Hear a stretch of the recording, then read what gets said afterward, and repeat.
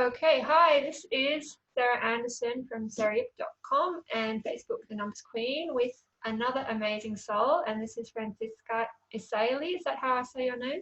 Pretty close, yeah. Pretty close. Get 4 out of 5 stars. I can live with that. And I'm just going to explain how I know Franziska. So I met her quite a few years ago. And I remember when I walked into her marketing seminar, there was a presenter. And I asked for a sign whether to sign up for their course. And the presenter pulled the whiteboard towards me. And then they drew this big 1111. And actually, they were drawing 4 columns. But in my brain, I'm like, you got to be joking. And so I signed up. It was pretty amazing. And I ended up starting my apprentice program through that to create more numerologists. But it's quite funny because the week I started that, I fell pregnant. And so I had to then prioritize my dreams. And my dream was actually to have a baby. So it really did accelerate me a lot more than I expected. I was just thinking I get a new logo, but I got a new baby. So it's been pretty cool, and I've known Franziska for a while, but it's been a little bit of time between. So based on the birthday you gave me, you are number 26/8 in numerology. And that's just from adding up your date of birth left to right. And Yeah. so in this system, the Lifepath system, that means that your big turning points in this lifetime is particularly 26 and also 8. And I was just going to ask you, what can you recall happening around 26? Because that's this big turning point where you have to kind of be really strong and really become the boss of your life. Yeah, and I'm learning so much every time I talk to you because you share. I didn't know what my life path is, and then you shared this with me, and then of course I'm like, oh yeah, that's true. And also the insights, like 26 and 8, I'm like, yeah, definitely 26, a lot of like change in my life. And 8, I was thinking a little bit when you shared it with me, I'm like, what happened at 8? And you know what, I think I probably met one of my best friends, one of my soul sisters that still now is one of my soul sisters almost 30 years later. I'm 37. I met her when I was 8, I believe. Of course. So you must have actually, oh, I got goosebumps. It's the truth. Oh, wow, look, did you see the energy on my camera? Did you see that? Yes, that's never happened. Oh, well, yeah. Welcome to my world. I'm just sitting here. Oh my God. My whole body is covered with goosebumps. And then did you see the energies like change the camera? Yeah. And I didn't even move. That was the energy field surprising us. Hello, energy field. Cool. Well, that's definitely what it was. And it's amazing. They say, there's a very famous quote, if you have one good friend, you have more than your share. Absolutely. And she's one of my closest. I have a few of those soul sisters all from sort of that era, but I think her, Daniela, is probably the one I met when I was 8. And we're so connected. She is in Switzerland, I'm in Australia at the moment. Always so connected. And it's really beautiful because it feels like, people, because I travel so much, as you know, for business, and people sometimes ask me, do you sometimes feel like lonely or ungrounded? I'm like, no, I actually always feel grounded even when I'm alone, because I have these soul, I feel it's like I'm blaming it on these soul partnerships that I have with my friends. With her, for example, it's crazy. Well, and then I feel like I'm going to cry. So it must be such a beautiful love between you. And I feel like you must have agreed that when you come to Earth, that you will meet each other so that the journey is not so lonely, because it can be difficult when you're a sensitive person and you're a little and you just come here, and usually sensitive people feel very old in their body. And the childhood is quite difficult. I remember having a lot of struggle around 8, actually, because you will be becoming very conscious. Yeah, the solar plexus is developing, and you realize that you have a lot of choices to make as you grow up, and you want to make the right choice. Yeah, it's very true. And then 26, you mentioned 26, and 26 was definitely a major turning point in so many ways. My whole life pretty much turned upside down, first with the passing of my dad.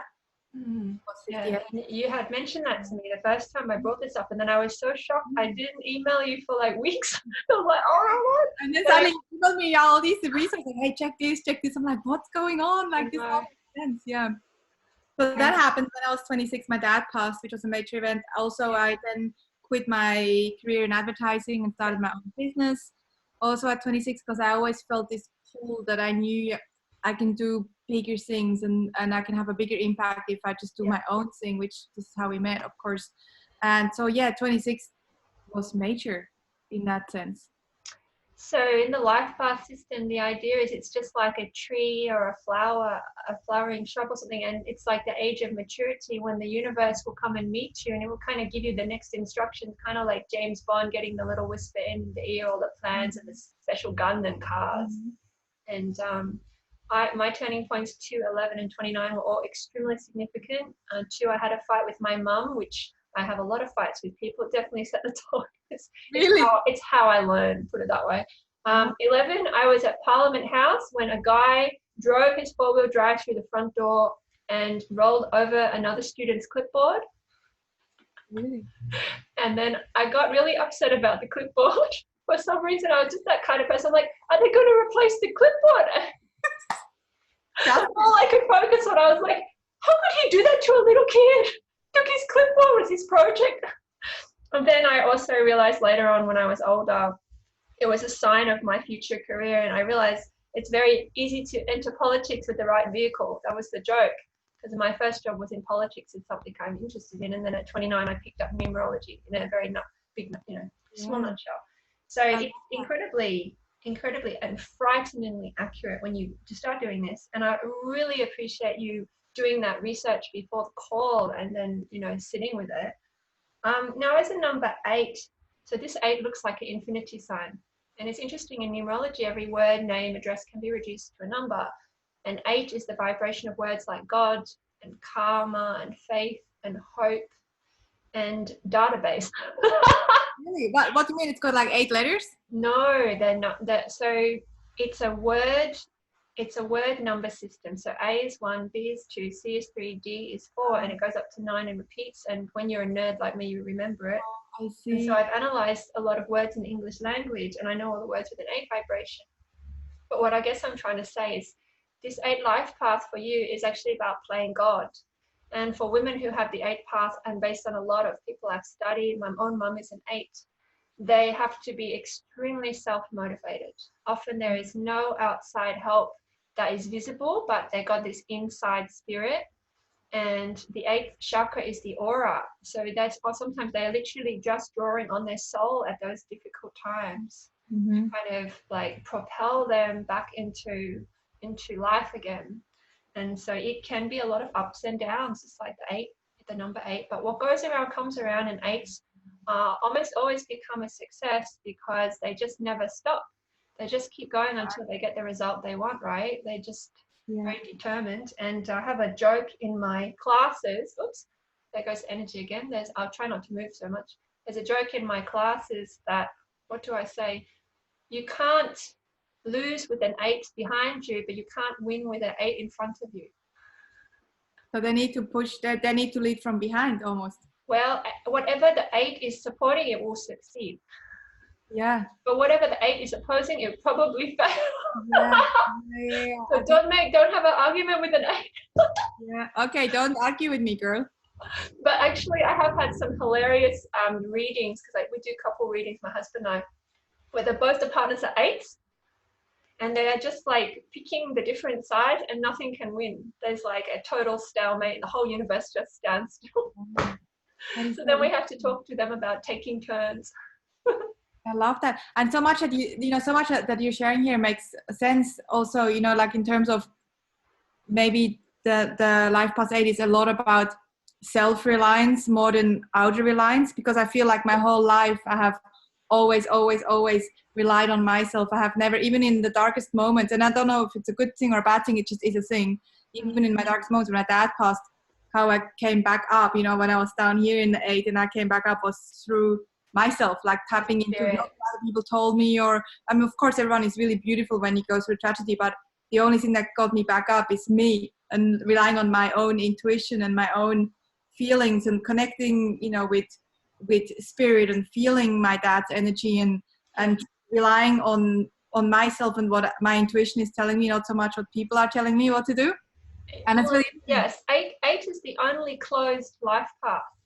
There's obviously the life paths 1 to 9. 1 is the reduction of 10. Then you've got the master life paths 11, 22, 33, 44, which is also at 8. 8 is the only closed life path. And so when I'm doing a reading for an 8, which is not often because they're very busy, but when I am reading for an 8, they can't be influenced easily. You really got to know what you're doing.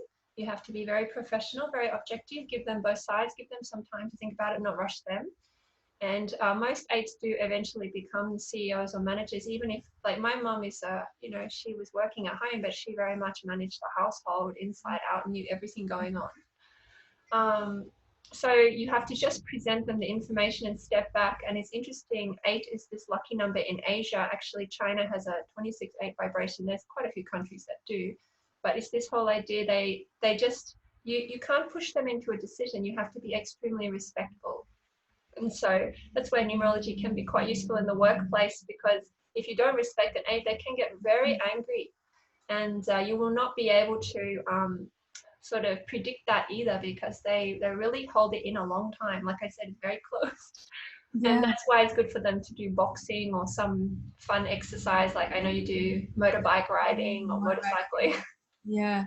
Because you need to let off some steam, it probably helps you to feel more free. Yeah, and you know what you say, it's probably a little bit true. I think I read a little bit also from you about that maybe number 8s are a little bit stubborn. I'm definitely very a little bit. If it's another number 8, it's normal, totally normal. But if it's another number, they're just like, are you serious?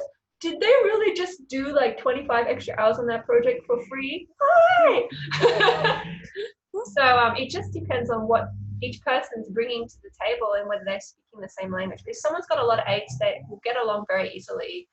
It would not surprise me, Franziska, if a lot of your people around you got a lot of 8s in the names or the chart somewhere, because if you do need people who are quite serious. 8 is not a like messing around number. It's very like capable, wants to be seen as capable.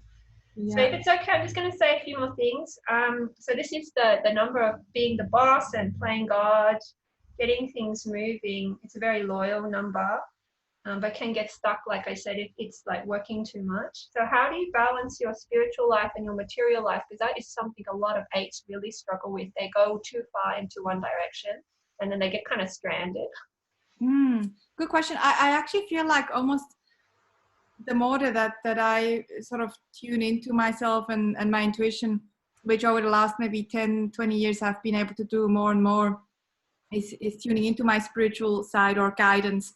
It's all very integrated. Actually, the other day I had a really interesting discussion with somebody new that I met, and she said, you're very interesting, because she said, you're like almost borderline batshit crazy with the things that you do. I do like crazy things, adventures, and I go on these like amazing adventures, and also, the plant medicine stuff, and I go into these crazy things. But then she said, at the same time, I'm borderline actually crazy. But then at the same time, I have, I'm very logical, and I have this successful business, or successful businesses. So, she was quite intrigued by the whole thing. But I think that's the spiritual over here, batshit crazy. And then also, I still feel like I'm very grounded also in what I need to be able to do in this life that we all perceive in order to impact people. Mm-hmm. So, and you've touched on one of basically the most important part of psychic development. I work obviously with people who want to do that, and having come from being a scientist, that's all the things I've had to use on myself to crack my own fear and logic and stuff. The more mundane, almost the more like practical you are, the more you get the permission to really lift off, because it's actually not safe to give somebody a helicopter if they can't even handle a tricycle. Yeah, you have to prove yourself a little bit on this, like with your own body and with the responsibilities given to you on this earthly plane. Or like, why would they give you this passport where you can basically screw up the universe? Yeah. And it's not like you're a bad person, but it's got to be said, one relationship is like every relationship, and if you don't treat yourself with a little bit of love, that you're not going to be able to change that dynamic with your soulmate, or with the business or money or anything else. The relationship they're judging always is just between you and yourself, you and your purpose. And when we talked about being very self-reliant, and I always like to say higher self-reliant, basically you've always had to look into the invisible world to get the answers you're looking for, because you are asking difficult questions that no one can answer around you. Exactly. which is why, like I said, it can be a tougher childhood, but often a more successful and enjoyable adulthood. Mm-hmm. So it sounds like, so you do obviously a lot of travel and do some kind of meditation or martial arts or something that's kind of bringing together those sides of yourself. Yeah, I meditate every day. I believe in meditation, and I use crystals. I just listen to what I'm drawn to. The last few years I've been really drawn to crystals. So I meditate with crystals, and I have a few crystals just on my windowsill, and I just pick up whatever I feel drawn to. And so I feel like my spirituality is very a part of what I do now. Also, when I make big decisions in business, often my teams think that I might be a little bit crazy or not completely rational. But when I make a decision, because it's coming from somewhere else, not completely only logic, but then later on everyone goes like, oh, actually that made sense now. That doesn't make sense in the moment when I make a decision sometimes, but then suddenly it's like, oh, that actually made sense why we had to do this or go about it in a certain way that is a bit more illogical. So I feel like it's very ingrained, and meditation definitely is part of my everyday. Yeah, and it's an interesting point that one of the struggles you can have when you start to develop this visionary capability that we all are born with, but a lot of us, we don't exercise. It's like a muscle that becomes flaccid. Is you have to be able to hold that space and that gap between your vision and the current reality. And you will only get that by testing your information. So it really took many years before I even believed in my own abilities, despite all this feedback and everything, because I needed to really test it like 1,000. I think I did 1,000 readings for $100 or less just until I believed I could even sort of do this work. And that's a lot of skepticism, but that's what it took for me. And then after that, everything was kind of like fun. Yeah. But yeah, you just have to go through your own process. And it sounds like you found a process that works for you. And it's interesting, a lot of people I know are 26/8s, and they do have these kind of empires. Like Sal from Perfect Potion is a 26/8. He has aromatherapy stores, and we work together with chakra stuff. Lee Carroll, who channels Cryon, he travels the world doing talks. He's a 26/8, and he talks a lot about being full weird. Dan Millman, who wrote the Life You're Born to Live, which is the book, one of the books that influenced me. He got the information from a Hawaiian shaman. He's done a lot of unusual things, and at the same time trained all these top gymnasts and athletes. So perhaps without that real world connection, nobody would follow you, because you would be too almost like inaccessible to them. And so it's good that you're able to articulate that, because I think there's still, unfortunately, a lot of mythology that to be spiritual you have to not have any money or totally sacrifice everything, or not, I don't know, some people think you have to be completely celibate, and obviously some people have that soul contract, but not all of us. I definitely don't have that contract. and even some people, they certain diet, and that's where I can get into dangerous territory, but it's, some people do need a certain diet or to cut out certain food groups for some reason, because maybe they are quite attached to it, or maybe it's a past life thing. But for example, I eat quite a few things that other people don't eat, like I eat meat and stuff, and for me it actually makes me more capable at my job, which is amazing when I consider some of the beliefs I've studied. But it's what works for me, and that being really scientific is where perhaps we can really relate, Franziska, because you do marketing. It's very scientific. You're very much looking at the results of your actions. And when I was doing environmental science, it was the same thing. If you change this, what happens to the water quality? If you change this, what happens to the climate? Yeah, and I love that you share this also, because I believe so many people are just reading, hey, this is what I'm meant to be doing. I'm meant to be not eating meat, or I'm meant to not have money, or I'm meant to be celibate. I think what we need to relearn again, and this is a really important message, I believe, is that we need to relearn to listen to what we need, not what everyone else needs. Or if 20 people in my field are doing this, does it mean that I need to do this? No, it means that I have to still listen to what I need in terms of, whether that is what I eat or what I do, or how I feel, or how I go through life. I think this is actually really important. But this is part of maybe it's the most difficult decision you ever make, is to marry yourself. And that's that they talk about having actually a self-marriage ceremony where you pledge that in sickness and in health you will always listen to yourself and love yourself and bathe and poop and sleep yourself. Yeah. And it's a really beautiful thing that I did a long time ago, because I had an eating disorder, and I had kind of broken that pledge. And, the thing that really changed my life was someone said, your body's like a puppy dog. It can't even go for a walk, without your permission. And I went, my God, you're right. Like, I had never thought of it as this kind of, like, it was just literally waiting for me to notice it. So anyway, I feel like for some reason that was valid, but like, I starve myself physically, but people starve themselves financially, emotionally, spiritually. Like, they don't go to their classes because they're like, oh, it's just like new age crap, but actually they're starving for that. Or, we all do something like that, where we hold back and we think that there has to be a limit, or there's not enough for everyone. But there's only abundance. I really do think that there's only abundance, and I think we just listen to what we need. And if I always say that, if we go through life and we go through life in a conscious way, where we don't harm anything or anyone on purpose, then I think there's nothing that we have to be fearful of. That's how we can be courageous. And that's a really interesting point you bring up, because basically I work with people who see 1111 and repeating numbers, which is that there's multiple paths to happiness and to heaven. And, we've moved from a society where there's one God, one marriage, one boss. You've got to have one income. If you do a hobby, you better make money out of it. And it's just so painful, and people are just dying of it, basically, to this. You can have a basket of things you do, and a basket of people who make you happy, and a basket of different religions that you pick and choose from, and that's actually normal. That's like very innocent, and it's very healthy. It's a diverse ecosystem. So yeah, I mean, you're a deep person.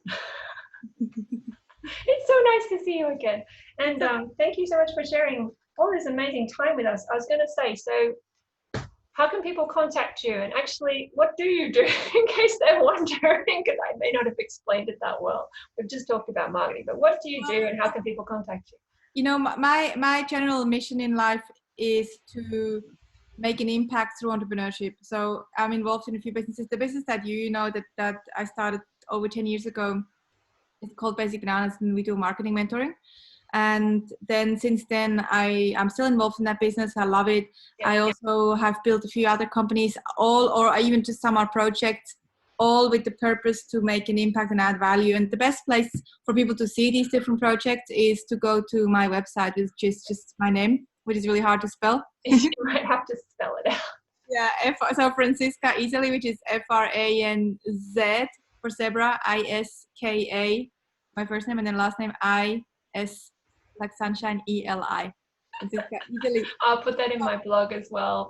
I'm kind of fortunate because my name's Sarah Yip. It's easy to remember. This is easy. Sarah Yip. Go to Sarah Yip and search for this episode, and then that's where my name. Yeah, easy peasy. But it's just been amazing to talk to you again. So we're just going to wind up this particular interview. If you guys want to catch Franziska, I will put her information in my blog, and she's got so many videos online. She's a very generous person, very, very philanthropic, like all healthy eights tend to be. And I just want to say that we could all use a little bit more eight in our lives, which is that faith and hope and momentum, because there's a lot of people walking around who think that they have to do everything themselves, and that is a disease. We need to cure that disease, because there's a big team working with all of us from the time that we come to this planet. All the time we're working here, even to transition us up again to the spaceships in the sky. I agree. So thanks for being, there we go again. Thanks for being part of my team. And I'm just going to sign off this particular call. So see you later. Bye. Thank you so much.